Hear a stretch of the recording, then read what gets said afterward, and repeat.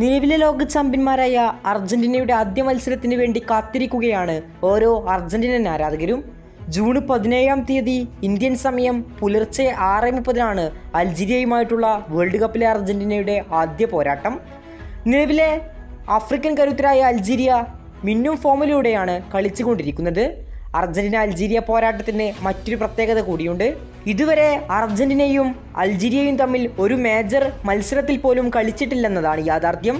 ആകെ കളിച്ചത് 2007 ജൂൺ മാസത്തിൽ ഒരു ഫ്രണ്ട്ലി മത്സരത്തിൽ മാത്രമാണ് ഇരു ടീമുകളും തമ്മിൽ കൊമ്പ് കോർത്തത്. അന്ന് തിങ്ങി നിറഞ്ഞ ക്യാമ്പ് നൗ സ്റ്റേഡിയത്തിലായിരുന്നു മത്സരം.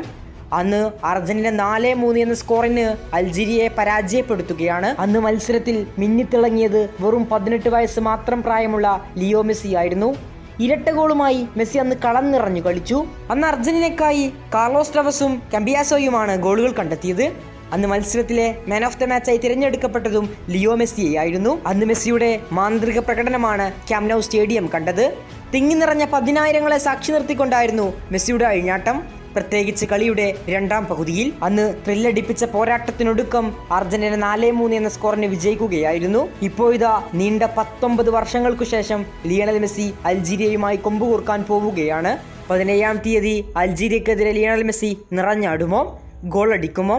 കാത്തിരിക്കുകയാണ് ഓരോ അർജന്റീന ആരാധകരും. കൂടുതൽ ഫുട്ബോൾ വാർത്തകൾക്കും വിശേഷങ്ങൾക്കും വേണ്ടി ഇപ്പോൾ തന്നെ നമ്മുടെ ചാനൽ മറക്കാതെ സബ്സ്ക്രൈബ് ചെയ്യുക. കൂടുതൽ ഫുട്ബോൾ വാർത്തകളുമായി ഇനിയും കാണാം.